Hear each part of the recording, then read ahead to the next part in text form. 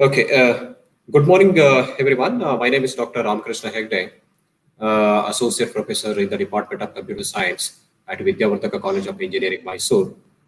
As I already communicated to you,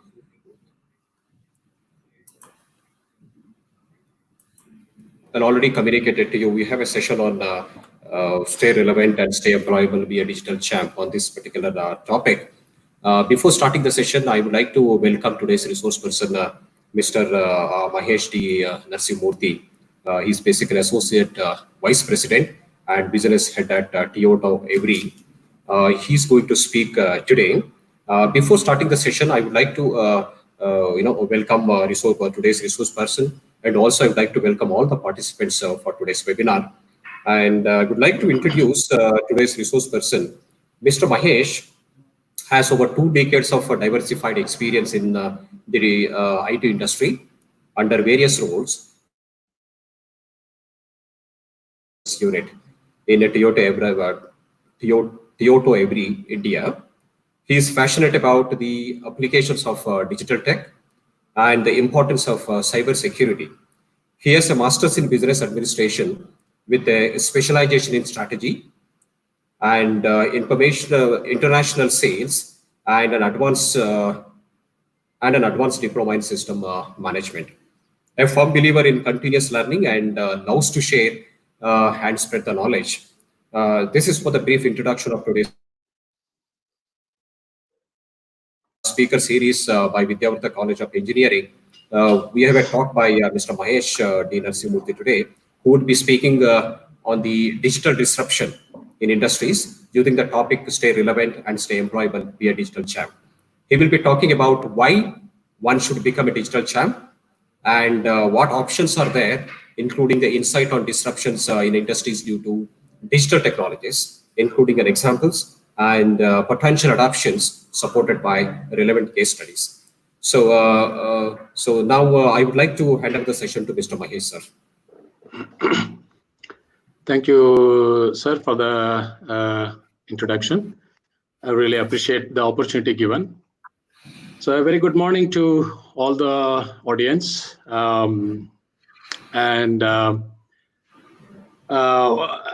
the topic says, why it's relevant for many of us, including for somebody like me who has been in the industry for more than 2 decades, why it's important to stay relevant. It's not just meant only for the students who are coming out of the universities or colleges. In today's disruptive world, it's important that all of us need to pay attention or put effort in staying relevant.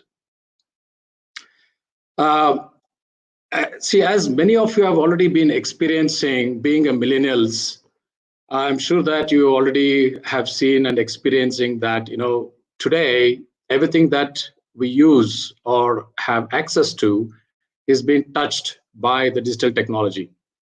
By making a paradigm shift in the way business are done and ever-changing user demands for more sophisticated and ease of use channels that are key drivers to sustain the growth in the industry. For instance, we have less satisfaction into what we have today, right? There were mobile phones that came in, or from the standard rotary phones to mobile phones. And from mobile, we were not satisfied. We wanted something to touch and experience. So we have smartphones. Now we don't want touch at all. We want touch-free interaction, right? So the industry is moving in that pace. So it's never-ending demand from people like you and me. It's making the disruptions even more and more interesting. So hence the digital technology, it's not an option anymore, but it's a way of life for the industry and to all you and us. It's also giving a very subtle message to all that one should be flexible. We have to embrace changes, adapt to the new ways of learning, unlearning, and relearning, or getting used to the new skilling, reskilling, and upskilling, because industry is so dramatically changing. The technology, what you saw a year back, is obsolete this year. So with this kind of a change, it expects stakeholders like you and me to adapt faster and be flexible, right? So that's the only way to stay relevant, and by being relevant, you're employable. Okay, so we shall see more of it in the upcoming slides, where I would like to share a bit more of it. But interestingly, I found a video grab which I'd like to share. Mr. Pushkin, would you be kind enough to bring this video, please?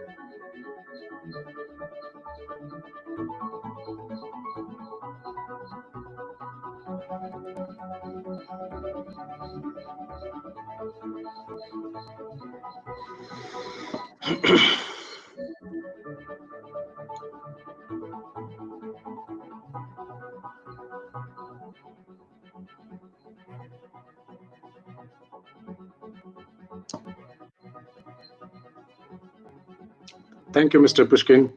Appreciate that help.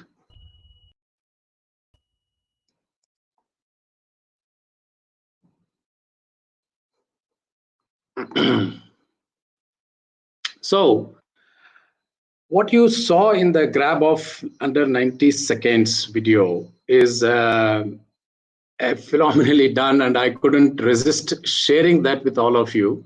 This is done by World Economic Forum, and thanks to them, and the credit goes to them for this.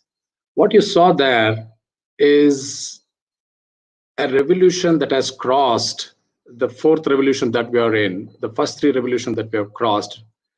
And if you keenly observed, the first two revolutions took more than few decades.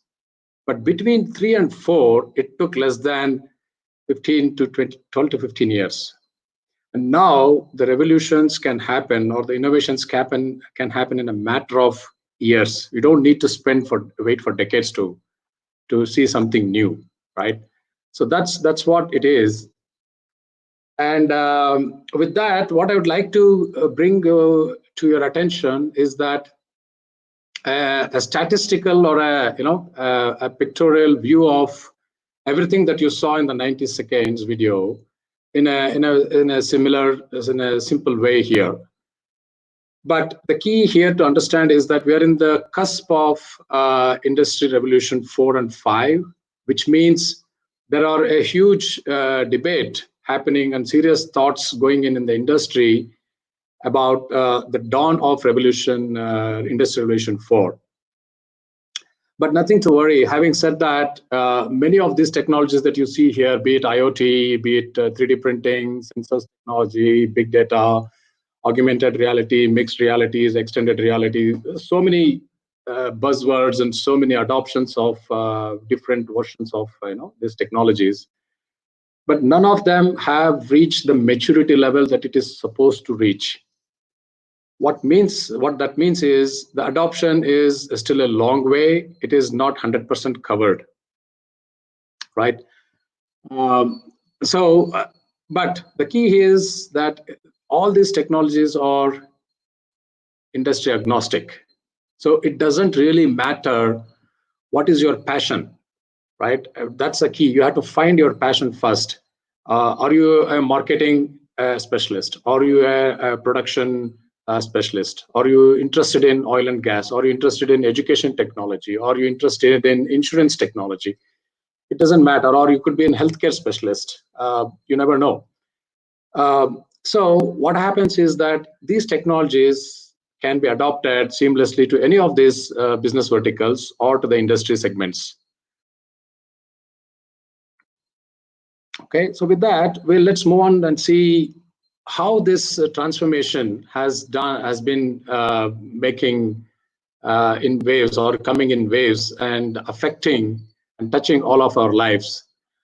Perhaps if there are audience, which I'm sure that being most of you are millennials, you would have probably seen a funny looking bulky gadgets which has been as a prized possession probably in your grandparents house, and we fondly called it as radio. And I was blessed to use it for a few years during my childhood, but I don't see that anymore, and I don't see that in many households anymore.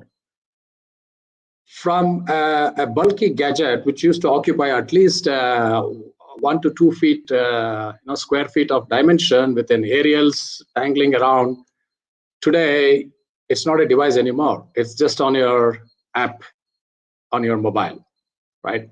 So that's the phenomenal change that we see in technology. And I just wanted to give a simple example there. But likewise, those who remember cassette players, we used to have magnetic tape cassettes. That has gone, and from there it came to CDs and DVDs, and from there it became everything on the air. Today, nobody carries storage media, nobody carries CD players. Everything is on your mobile, everything is on the air. It's on demand available. Your preferred music, your preferred choice of video streaming, everything is available on the air. Likewise, you look at the print media, right? Of course, there are still there in some corners, but the volume and acceptance or the usage of it has come down drastically. People are reading books on their tablets or on the Kindle, platforms, which is much, much easier and cheaper compared to hard books. Yeah, there are some of us still the old school people. We still prefer the hard books because that's the best way to read. That's my personal opinion anyway. So look at that technology change. Likewise, you might have seen your parents writing letters or using ink-blank letters or postcards to communicate to your relatives, and then the phone came, and from phone it became everything just a touch of a button. WhatsApp. You don't need to spend any money. Our Indian Postal was very proud of certain services, and unfortunately they had to shut down some of them quite recently. So these are all the side impacts or the side effects of the digital transformation that is affecting and touching all of us, right?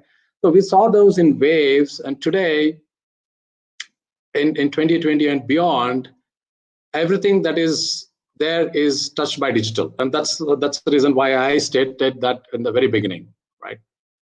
So with that, let's see what industries are affected by these technologies so far, and what other opportunities are there within the same industries that are affected. Likewise, what more could be achieved in the other industries. Let me try to explain you that with a set of examples too. Let's see first the oil and gas. This is a very high risk, high return business. A lot of people do this in the middle of the ocean. It's a deep rigging happens in the depths of the ocean. So it has its own challenges, it has its own risks. But at the same time, the whole world is dependent on this, right? Predominantly. So how can these industries constantly be focused on production? They want to reduce waste, they want to avoid risks, they want to analyze the data for the increased productivity. who doesn't like these things? It's applicable in any industry for that matter, be it in software industry to manufacturing to oil and gas. So big data is a technology here that is immensely helping in doing a lot of analysis. Just imagine a drill bit which is going in the depth of the ocean or in the depth of the earth crust. Not just like your regular, hand pump borewells drill bits. These drill bits carry dozens of, important IoT sensors along with them. They read the speed at depth it's going on. They read the chemical gases that are coming out. They look into the what you call it as mud logs. That means the earth crust or the solids or the stone formation and the soil. It keeps studying for that. It also needs to measure the heat and other chemical gases that are coming out to assess the yield and how fast they can do it, and continuously monitor the heat. Otherwise, there is a high chance that due to the drilling speed, it could spark and the oil can catch the fire. So it's important that they measure and do this through IoT and other sensors. Likewise, if you look at the next industry, it's construction, engineering and construction. This is, there's a lot of demand here. We talk about other technologies like BIM and PIMS and all those things, but let me just focus on 3D printing right now. I'll come back to the other factors later. 3D printing is widely used in the engineering and construction. You could be surprised to hear that quite recently, under 24 hours, a house was constructed with the cost as minimal as 4 lakhs or under 4 lakhs INR or 4,000 USD last year in US. And a Russian company claims the house construction that are done through 3D printing technologies can last for 175 years, which is much higher than our regular standard concrete structures, right? So imagine the revolution that it is bringing in for developing, eco-friendly, less cost and longer duration houses for affordability from the various countries, right? Now, likewise in transportation, what has been done in transportation, right? If you look at the countries, including in India, there were quite a lot of programs and billions of Indian rupees are being spent in constructing highways and keeping them ready. Why? Because logistics are very important and that drives the economy. Now, the best way to have the economy impacts reduced is to have efficient roads, or faster to reach. From producers to consumers, it has to reach faster. It has to have a very less cycle of transportation. So you need better networks. So look at Google, for instance, Google Maps. You put a point A to point B, and it will tell you what is the best time to travel, which route to take, toll-free, if you want to avoid money and take more duration, or you don't mind spending money, but you want to reach faster. So all these, the produced goods have to reach faster to the consumers, right? From producers to consumers should be least time. So it's important to use, again, big data and real-time analytics is what is being used to help the transportation. Likewise, e-commerce. Today, because of the unprecedented COVID situation that we are all facing today across the world, the most thriving business that is continued to have is e-commerce, because we're all depending on that now. We want to order. We don't want to risk going out to the malls or shopping area and buy groceries. As simple as buying corianders and tomatoes, it's happening online today, right? You go to an app, you order what you need, and it doesn't matter where you are. You can define what time you need it, and it can be delivered. Now, there are sophisticated deliveries that are happening here. It need not be purely through an app. It can be a shopping experience. We'll see more of that later. But here, the interesting thing is there are mixed realities come in this area. There is autonomous delivery that is happening here. A very interesting phenomena. Likewise, on the healthcare, again, COVID or not, healthcare is important. Even before this, if any of you have observed, the last 3 to 4 years, there was a series of applications out there, but I will use one that I have used. I'll mention that. Something called as Practo. I'm not advertising or anything like that, but I'm just giving an example. See, the doctor's appointment and telemedicine has picked up in India. It was already there in the western part of the world. It has picked in India. With this COVID, it has increased more. All these home isolations that are happening today, the doctors are doing everything remote monitoring.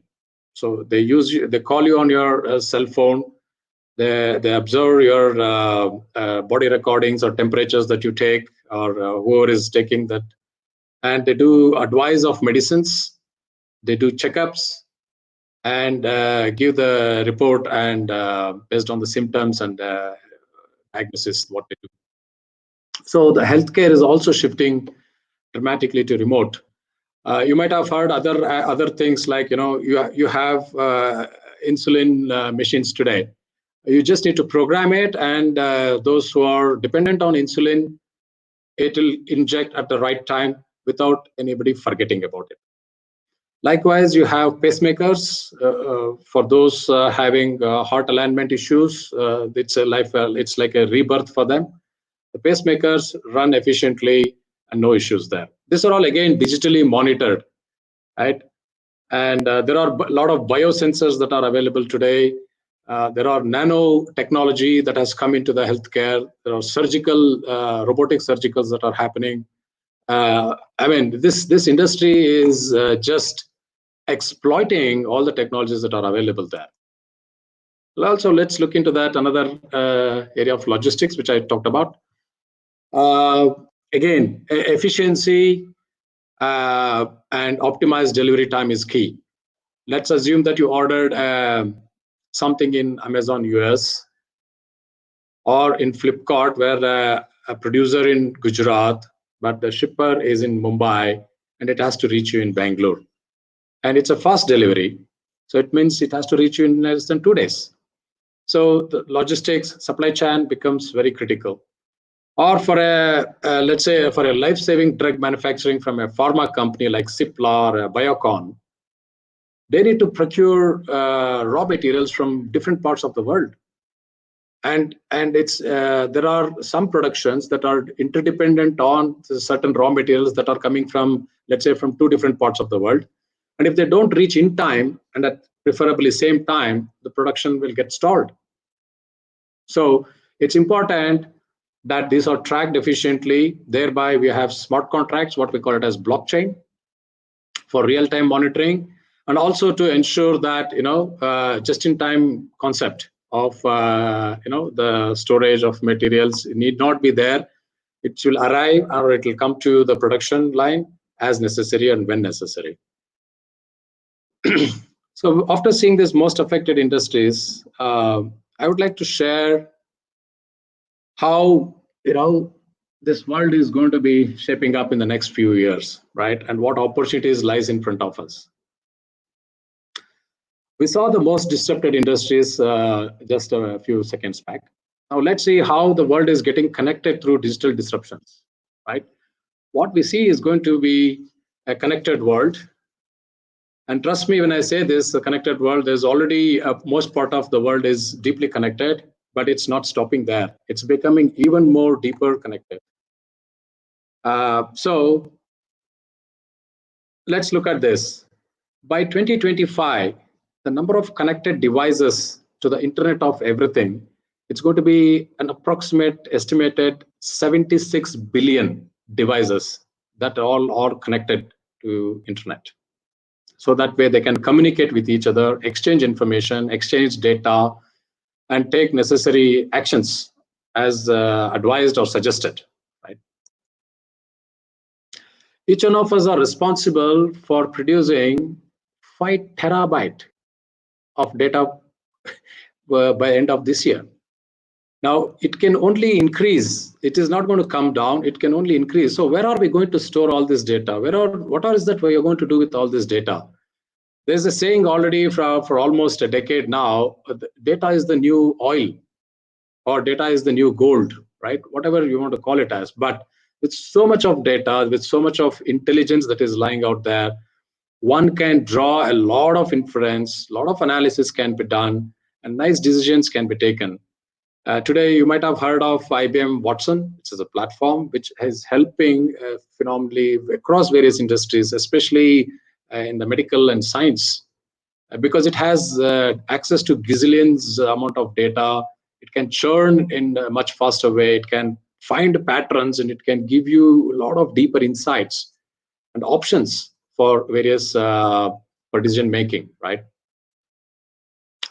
So you could see here the data that is going to be created by Internet of Everything devices is going to be 277 times more. That's a staggering number. And what happens to all this data? Gone are the days where we used to keep things in our PCs or pen drives or CDs or pocket drives, whatever you call it as. Today, close to 83-85% of data is all in the cloud.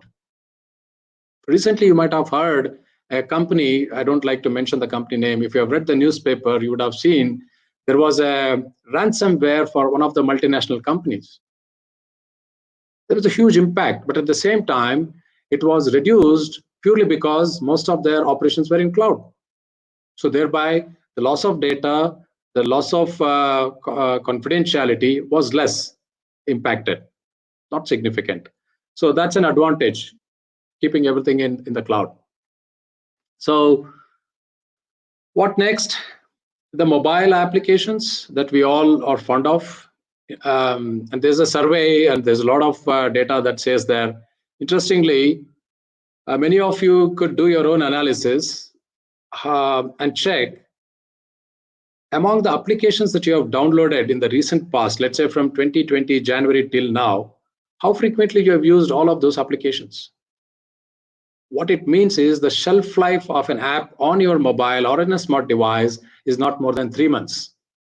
That's the majority of the usage, and that's the hard truth. So, however, number of applications that are getting developed, published, downloaded, used is not stopping. That will continue. It's only getting improved. It's getting much better and better. You have more options. So there is also a price war, there is a usage war, all sort of things, competitions around that. But staggering numbers, 260 billion approximate applications will be downloaded in 2 years from now. Right? That's an estimated number. Likewise, all these are good things. Fantastic. Everything is increasing. Everything is increasingly going in multiple folds. Great. But with this, we also have security issues. That means cybersecurity is an industry which is thriving. Because of so many connected devices, there are so much of sensitive information floating around, sharing between devices on the internet, in the cloud. So we need to be ensuring that they are secure. They communicate with each other in a secure way. The storage of the data is in a secure way. The processing is in a secure way. So cybersecurity spend across the industry worldwide, it's going to be 270 billion USD by 2026. Right. So while we have seen digital world and the growth that we are expecting, we are also seeing the opportunities. So it's not just think that, there are challenges. Each challenge, if you see in the other side, it's also an opportunity, right? So cultivate that attitude of seeing a challenge as an opportunity to create a business, create an opportunity, or to take a career path. Next, I would like to bring another insight into what we fondly call it as Gartner hype curve. This is a hype curve that always gives you an insight about what's going to happen in the industry in the next 1 decade, right? So some of the technologies that you saw are still here in the hype curve, and they are still being adopted, right? For instance, if you look at adaptive machine learning, from machine learning, it has become adaptive, right? From computer engineering or engineering, it became adaptive engineering, right? From just learning, it has become adaptive learning. So every technology, every way of doing things in the industry have changed. We talked about artificial intelligence, but now it's not sufficient. People are talking about ethics, explainable AI. So that means you need to have emotions. Without emotions, you can't judge.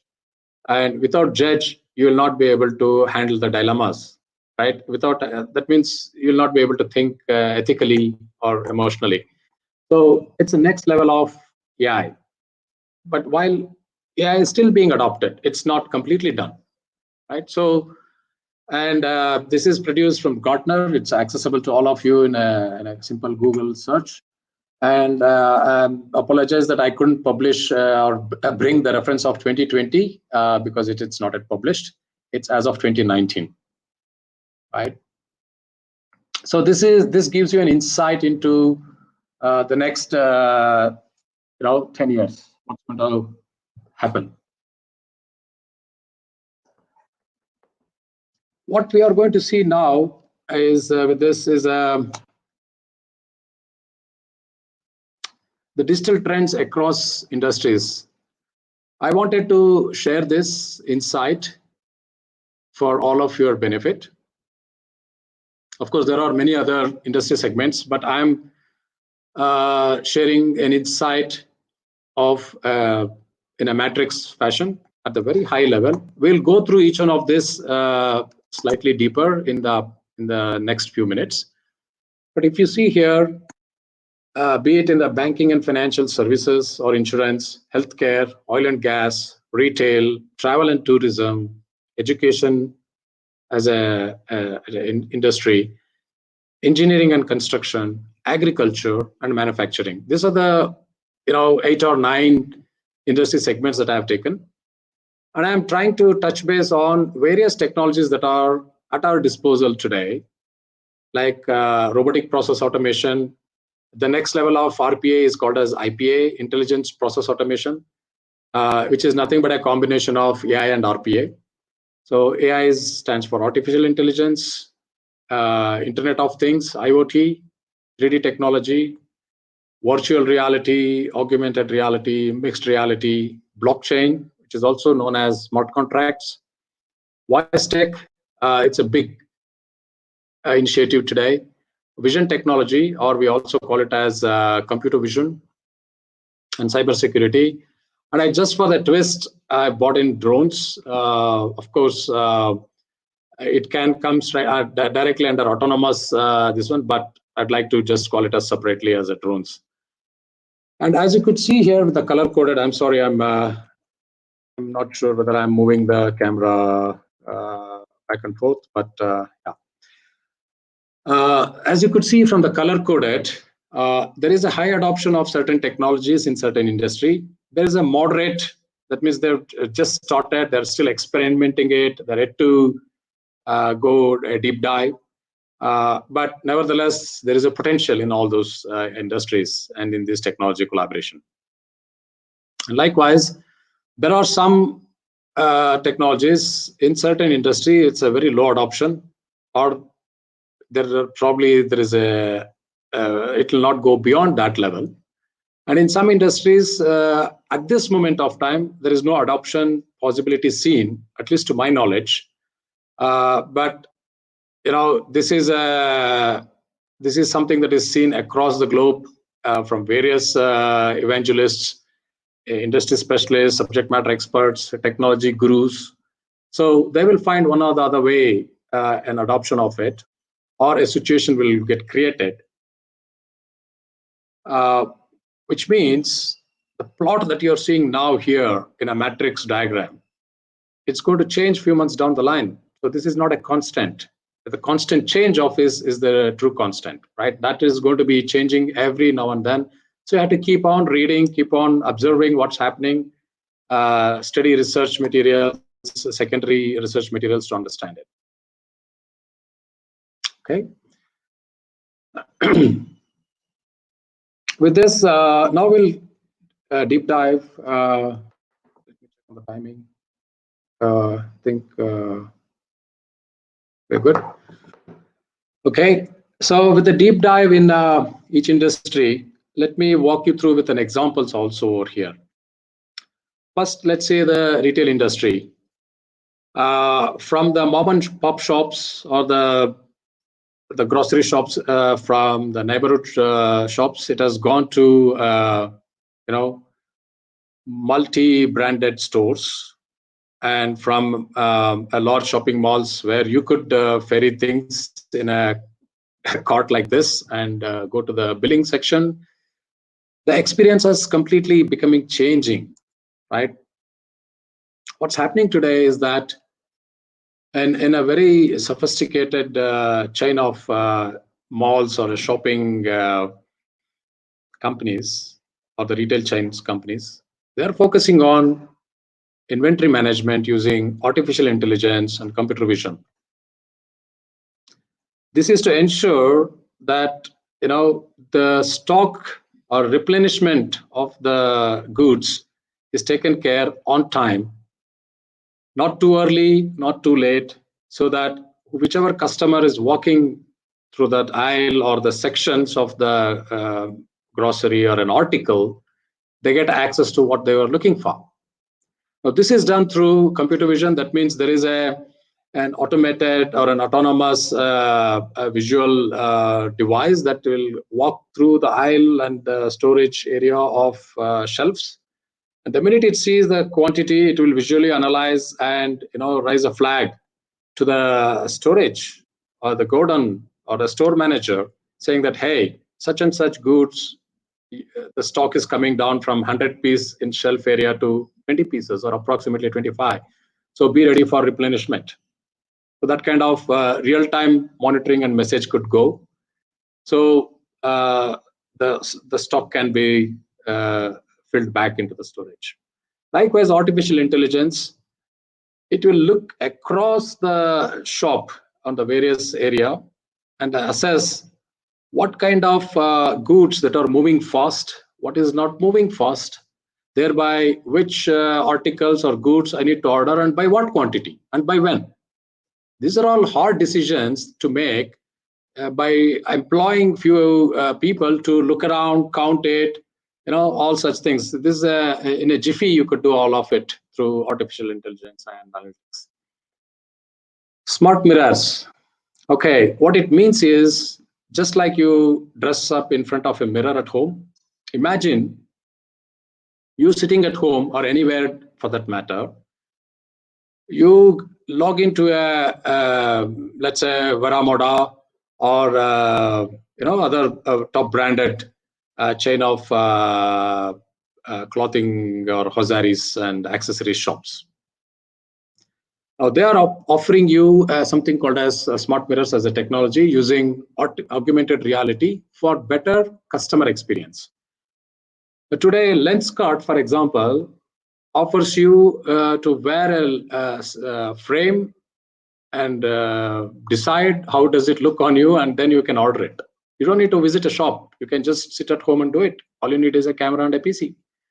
Likewise, this smart mirror is also like that. You can pick and choose what is available in the garment section. You can wear a shirt or a trouser or a t-shirt or a jean. You can even wear a cooling aviator glasses. You can wear a smartwatch if you want. You can try all of it virtually and then decide to buy if you want. The next one is social shopping. Typically, today when you go for shopping, I'm sure that you don't go alone. You go with a bunch of your friends or your siblings or sometimes with your relatives, cousins, whoever it is. Why do we do that? It's a human tendency. You need opinions. You need their views. It's not just for you. You're buying it. You want to others. You want to know what others think about it. But how do you do that? look at this situation, COVID, even otherwise COVID, look at this situation.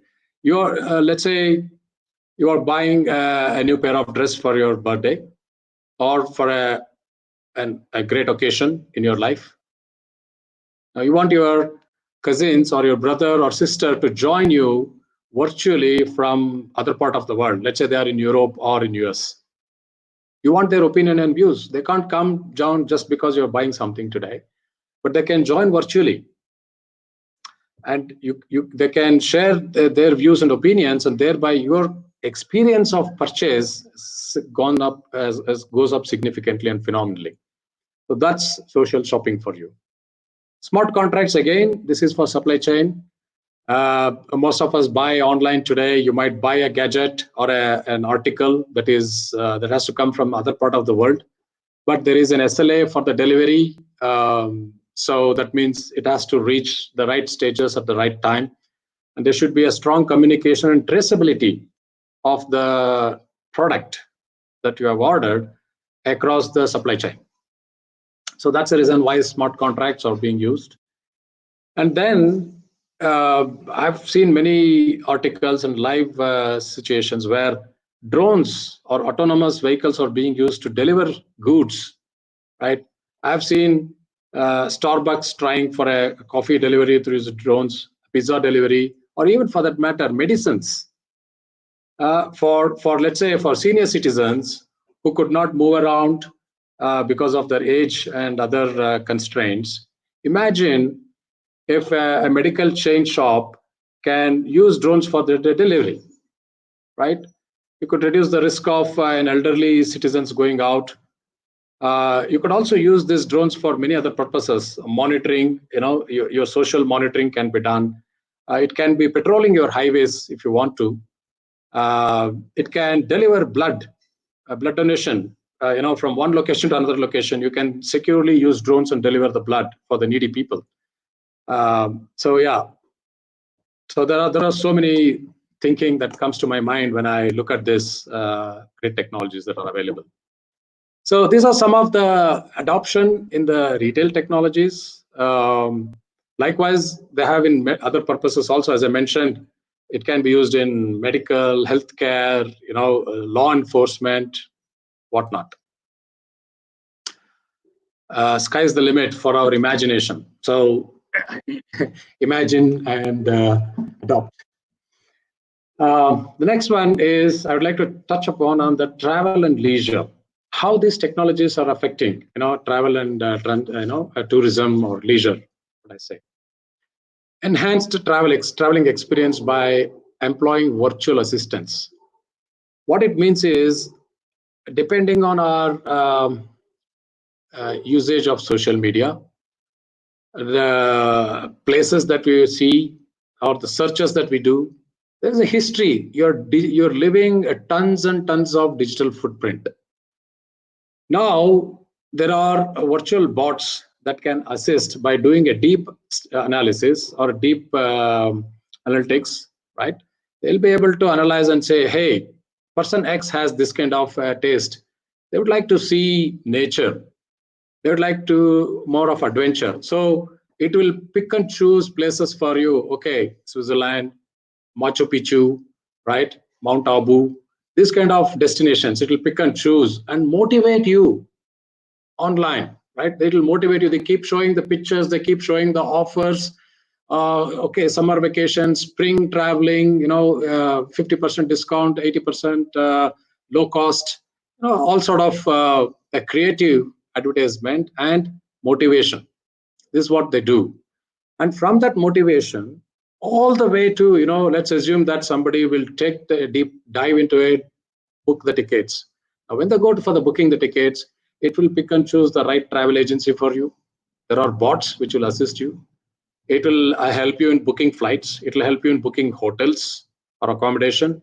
It will help you in booking cars or rental cars or rental two-wheelers, wherever it is available and necessary. It will also help you in suggesting where to take pictures, selfies, and then post it eventually online. So it's an end-to-end experience that one can get through virtual assistants. Likewise, look at a trip advisory. As I said, it's part of motivation. Trip advisory will come in. It will tell you you take the flight from this sector to this, or leg 0 to leg 1. You take the flight, but there you use a ferry or a ship. Then after that, you use a train for another destination, and then back by flight. So that's itinerary planning, and it is done because of your interest, cost, budgetary constraints, as well as the experience tourists would get by traveling in this mode of transportation. So that's itinerary planning for you. And in the process of it, if you want to really get a gist of feel, let's say if you're going to Germany, it'll tell you go and visit this car museum there. But not many are enthusiasts with cars, and especially the vintage to the latest ones. Very few. Or it might say, if you're in Paris, it might say, okay, go and visit Eiffel Tower or go to this museum. Again, history and architecture, depending on the interest. Now, you might want to see that how does it look like today at this being in this time of the year. So that's where you could don a virtual reality or augmented reality or a mixed reality or extended reality. Any of these technologies will help you in giving a gist of the location, the experience around the location also for a few seconds. Not the whole tour, but a few seconds. But as we speak, I was reading newspaper article a couple of days back. Today, I think under 500 rupees, you could do Chardham Yatra in India using augmented reality. Or you could do under 1,000 rupees, you can visit a specific destination in Europe and do a virtual tour sitting at your home along with your friends. So with travel being stopped because of COVID, a lot of such creative ideas are coming into the market. And they are coming in only because of technology that is there and which is enabling them. Then the next one is, again, personalization. Personalization means it depends, it finds your pattern. Okay, when you go by bus, you observe yourself, you always would have picked a rear seat or a front next to the conductor, or the very front next to the driver, or an aisle seat or a window seat. So each one of us our own choice. Likewise, in flight or in train, we will make our own choice of seatings, and there is a pattern that we leave. So again, through analytics, your personalization can be checked, and the whole itinerary can be made according to your personalization, subject to availability, to give a better experience. Likewise, choice of food and beverages. It's all done through analytics. And then finally, this is something new that is coming up in the industry again. This is on the recognition technology. When we travel abroad, we carry loads of documentation along with us. Passport, travel itinerary, hotel bookings, hotel confirmations, right? Side trip tickets, and whatnot.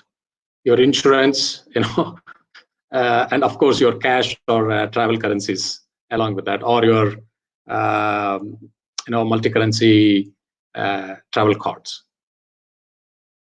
Now, with so much of things that you're carrying, the movement in the, what we call it as, when you reach from one border to another border, there is a security control. There are immigration departments, there are custom departments. You have to cross through multiple barriers of such security and screening.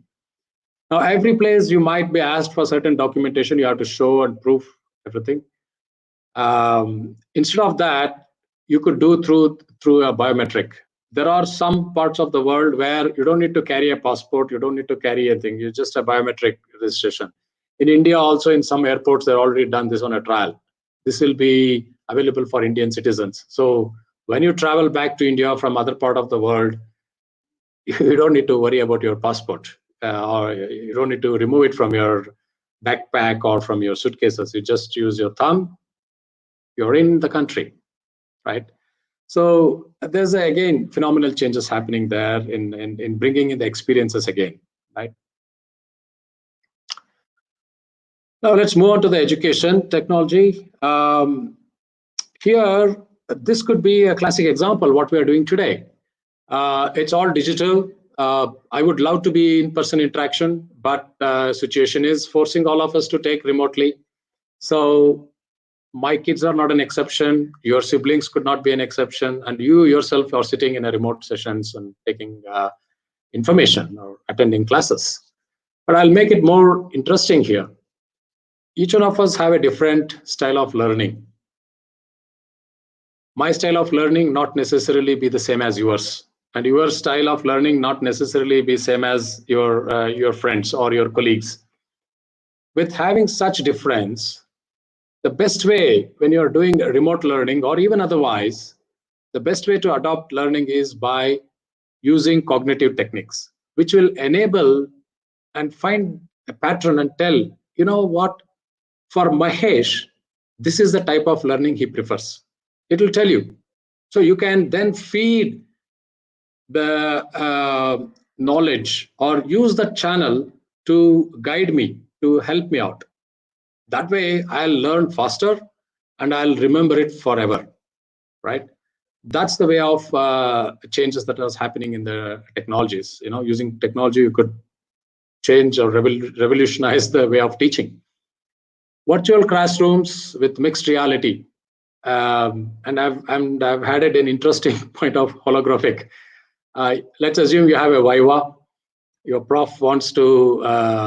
There's a scheduled time you have to do it. Imagine you have a holographic technology, and you could be literally present in a virtual avatar in front of your prof. And of course, your prof also is in a virtual avatar sitting in the class or in an examination room, right? So that only works for Viva, not for writing exams. It has not yet reached there.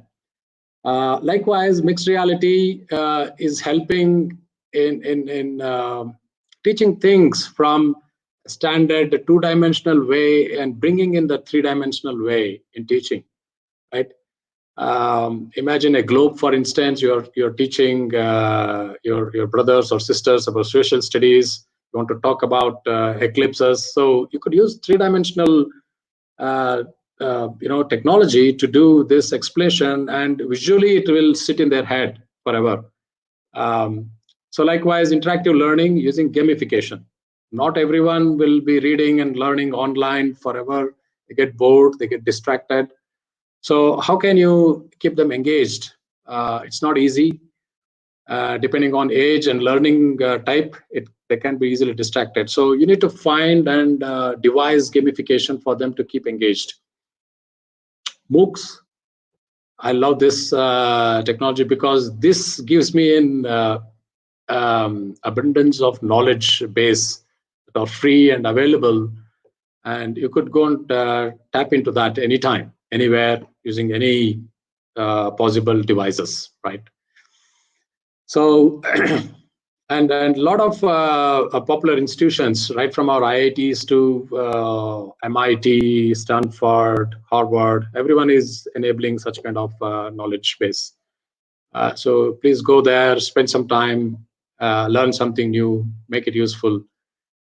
Then secure learning, of course, with not all grown-ups getting into this, but also all type of aged kids are getting in online learning. So it's important that a lot of security comes in there. I've been reading again some disturbing news in the newspapers, kids bullying faculties or teachers, or teachers using foul language or an abusive way of teaching online. So it's there everywhere, right? At the end of the day, we're all human beings. But how do you control it? How do you make it more secure so that parents need not worry and teaching staffs also don't worry about things? It all goes in a very smooth and in a fashioned way, right? So that's the reason why secure learning is coming in over there. Now coming to the, sorry, I'll have to take a sip of water.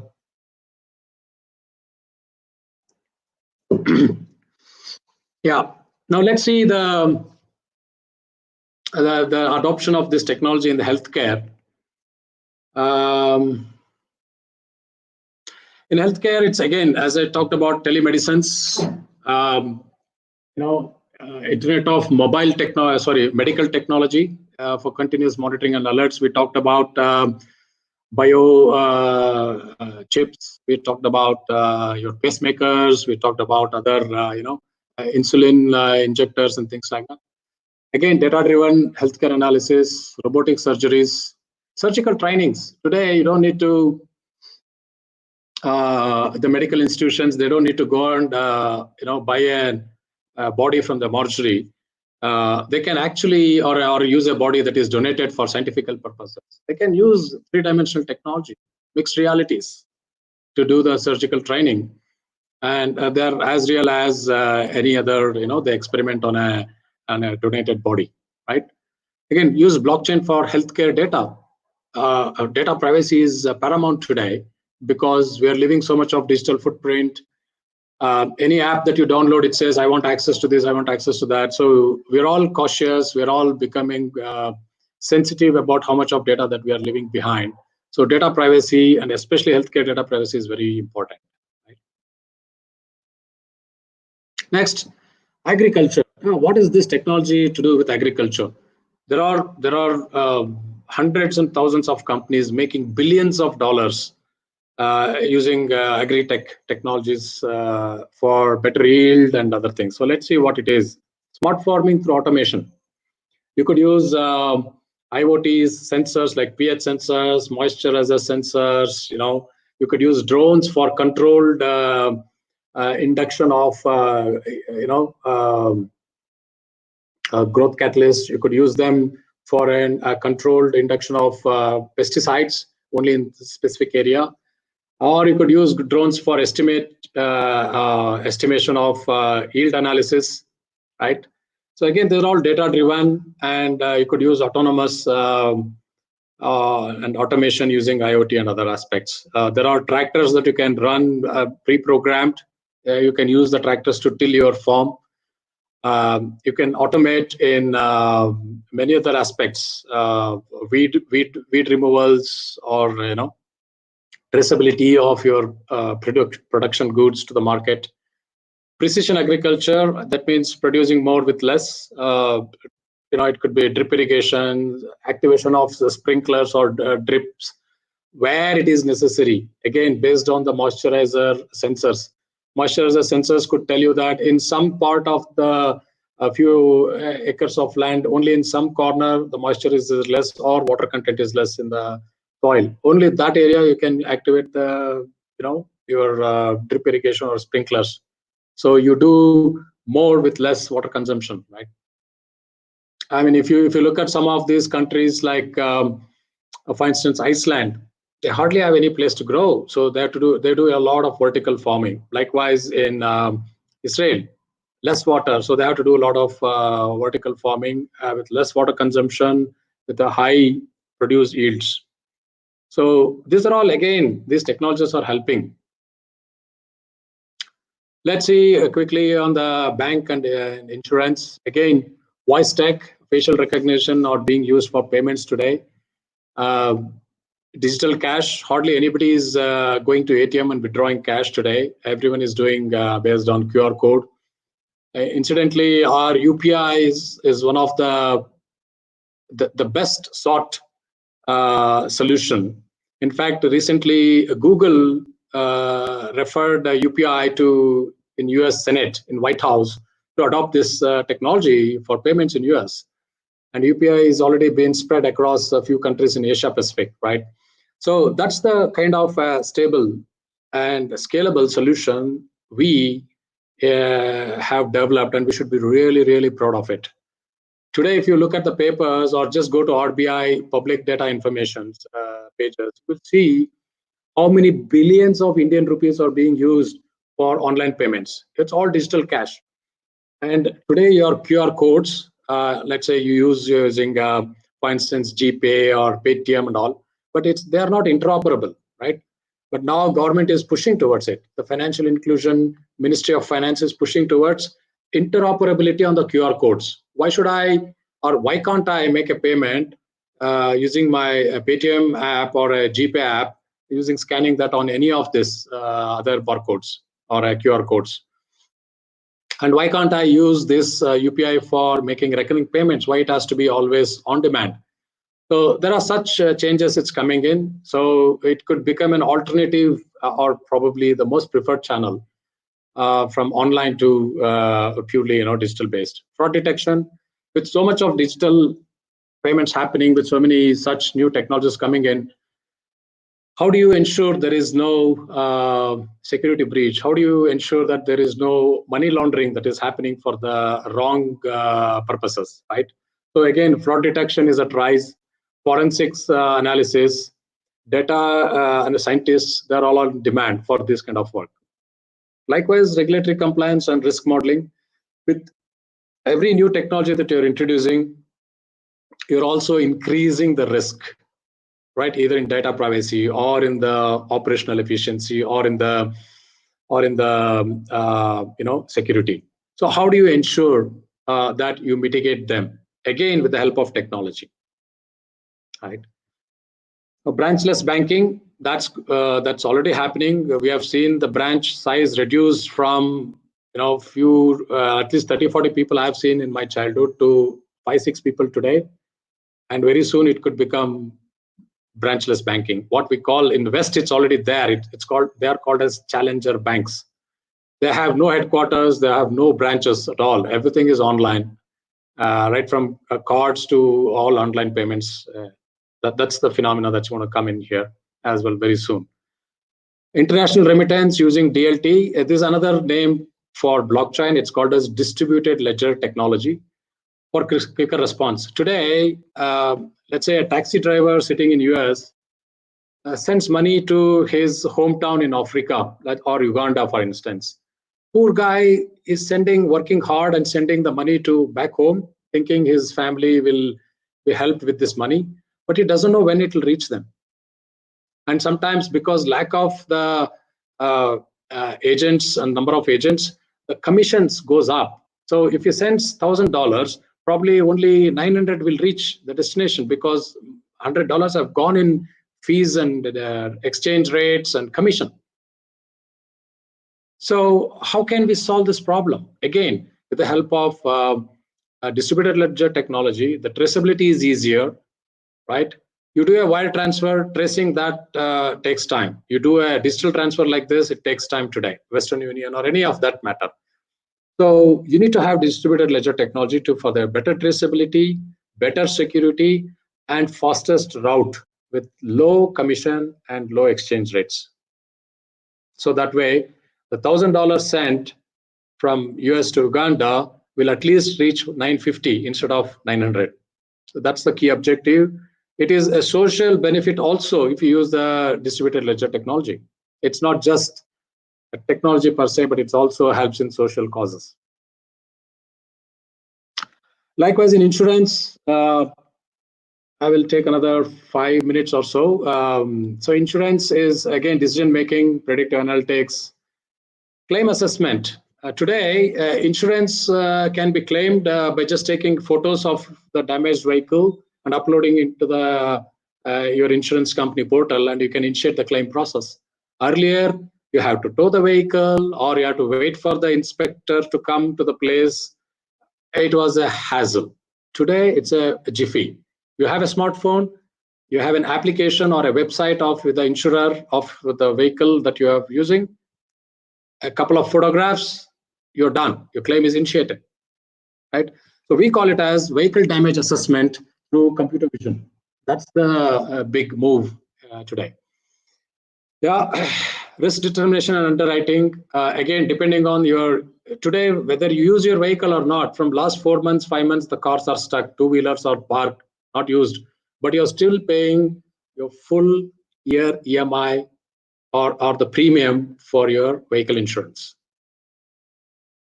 So there are already talks in the Western world saying that, why should I pay? I will pay as I use. So insurance companies are also smart. They say, okay, fair enough. We will tap into the EMC device that is there. It will give me how well you're driving, or you're an abusive driver or a moderate driver, or you know like what I mean. The anglings, you're all there. You will probably sometimes love to press the pedal on the accelerator. So if you're hard pressed on the accelerator, that means you're abusing your vehicle, so thereby your premium goes up. I'm a middle-aged man. I will use the vehicle in a moderate way, in a most economical way. So for me, it's a normal premium. There's somebody older than me who's hardly using vehicle. They use probably only on the need basis. Their premium will be on need basis or usage basis, right? So that's the demand from consumers like you and me, and it's very valid. Why not? We should save our money. We should only pay for what we use, and thereby industries also is opening and looking into those aspects and making changes. And then next, bots as virtual assistants. So when you call a consumer or a customer's support line, a bot could be answering you. When you go online, a bot is responding to you with a name, a fancy name, and it will walk you through all the processes that is required today. So there is so much of deeper automation and intelligent automation done in the industry today, right?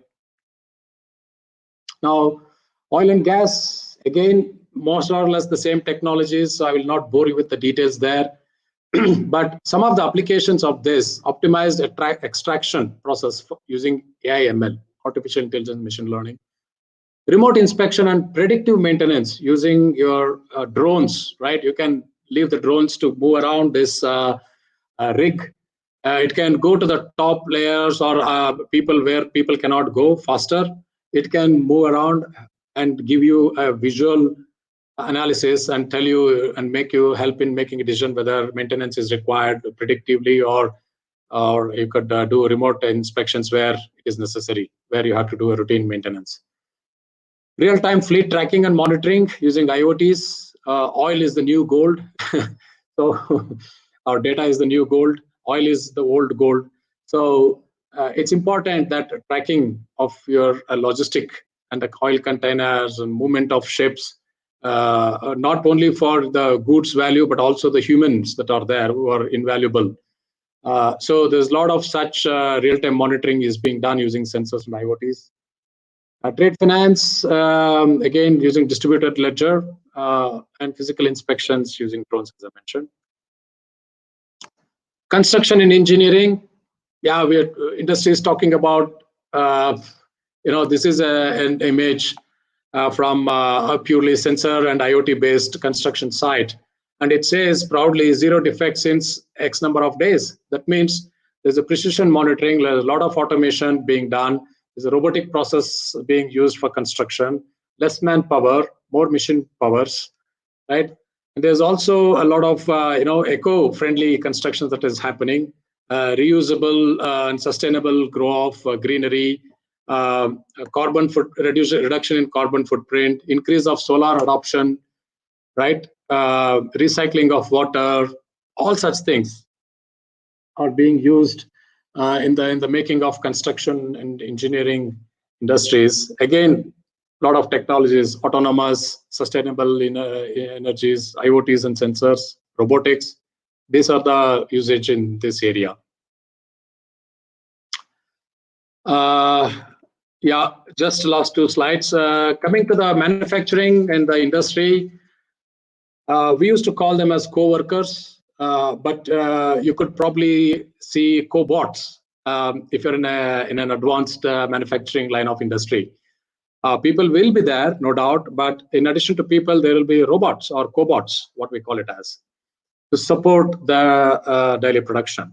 Verification, at the end of assembly line or at the end of production line, there used to be a human QC department and QC inspectors doing the check and quality assessment on a random sampling.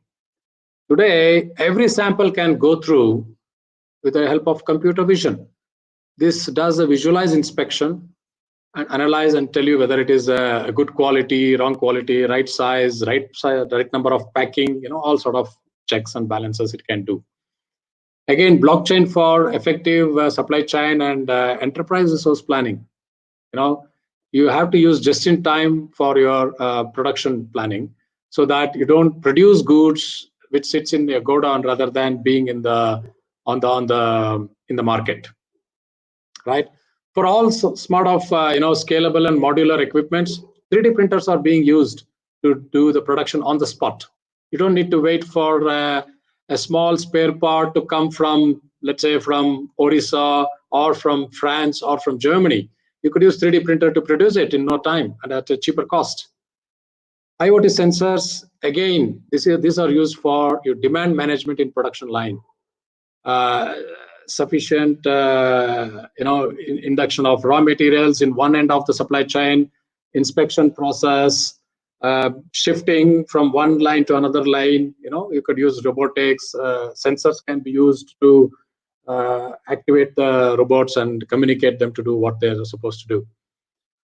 And then finally, right from your shop floor to dispatch of the finished goods to the distributors or to the wholesale dealers, or to your godowns, your production industries are using robots, wearables, unmanned vehicles in logistics. Yeah. We have seen a lot of technology, a lot of usage, and in some cases, they're very, very sensitive areas, right? So again, coming back to that, security is paramount.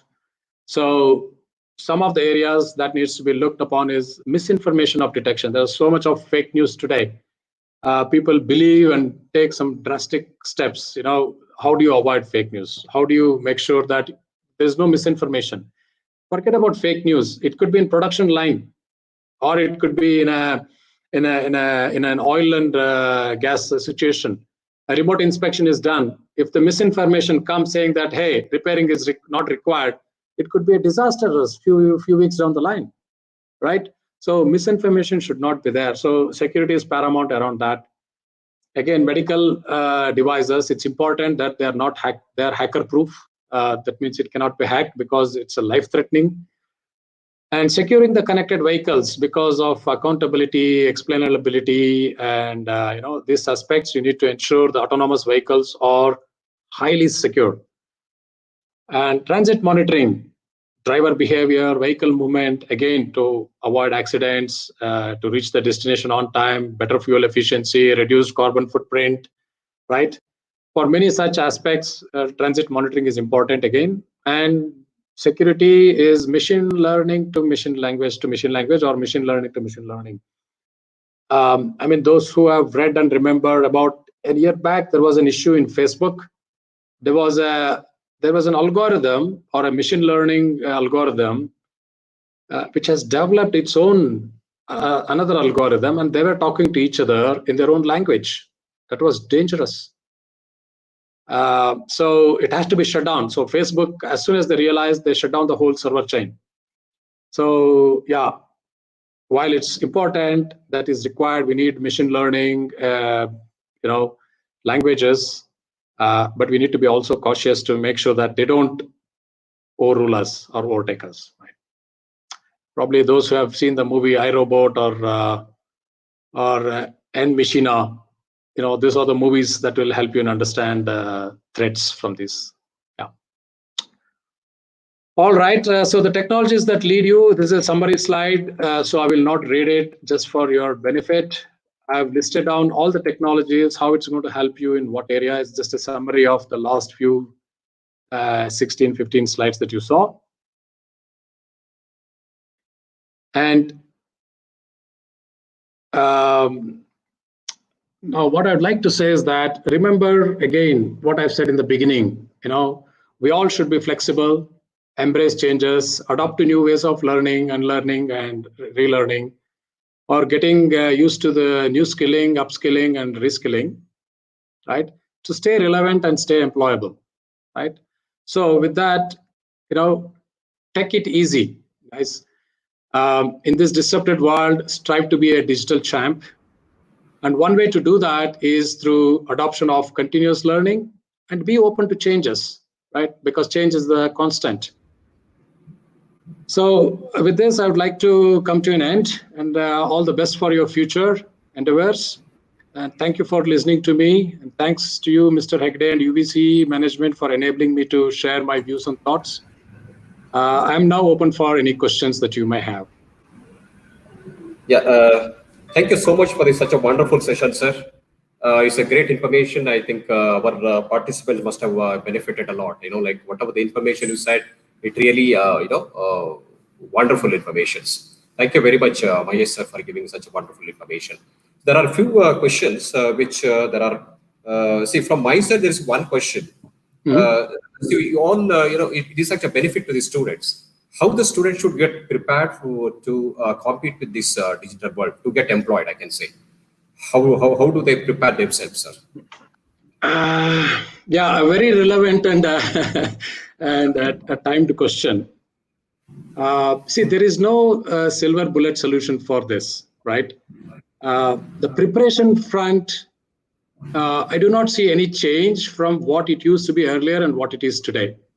However, the selection process, we have seen already change in Indian market, right?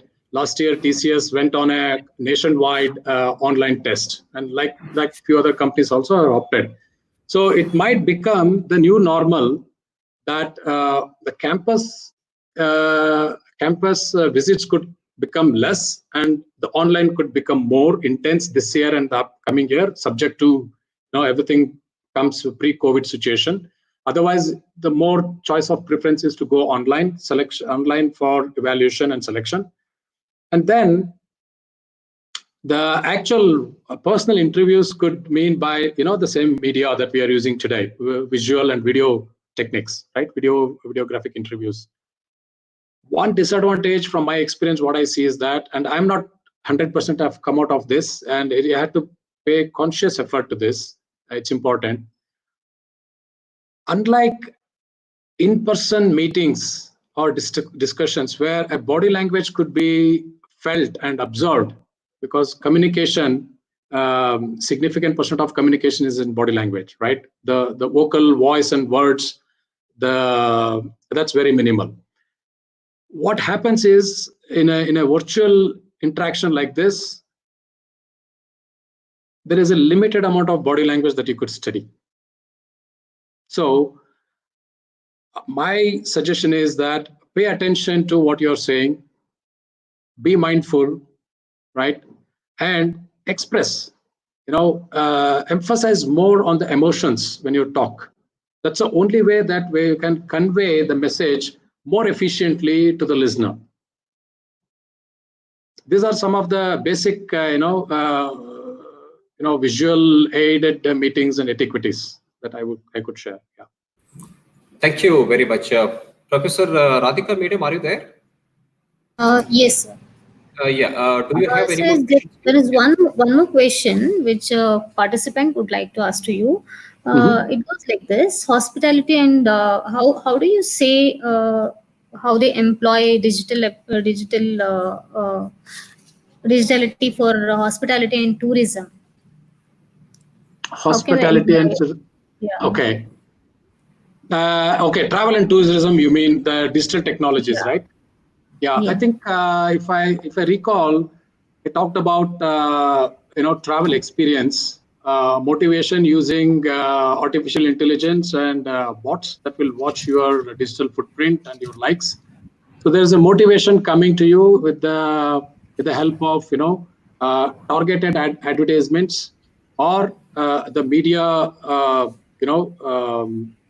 assimilation of data and ads to you based on your interests. If you're an adventurous person, it will start showing you the locations or destinations nearby and for locations, right? Likewise, it can help you in, let's say you want to go and stay in a Alps base before you climb the Alps mountain. Now you want to see how does the resort look like, or the stay that you're going to do there, how does it going to look like? So there could be a 30 seconds video, an artificial or an augmented reality that will show you around the place. So you get a feel and experience of it. Or you are going on a Machu Picchu, you have heard of it, you have never seen it. You would like to see how does the autumn, sometime in August, September look like there. So again, an augmented reality, 30 seconds to 1 minute, a video or a virtual touring could happen so that you could literally feel how does it look like there. Of course, you cannot feel the air and the cold chilliness of the sun heat, but the surroundings, the nature, you could get a feel of it, and then you could make a decision. See, these are all the technologies that will help you in making a faster decision. It will motivate you and also help you give a better customer experience and the wow factor. This is how the hospitality can use to increase the customer experience.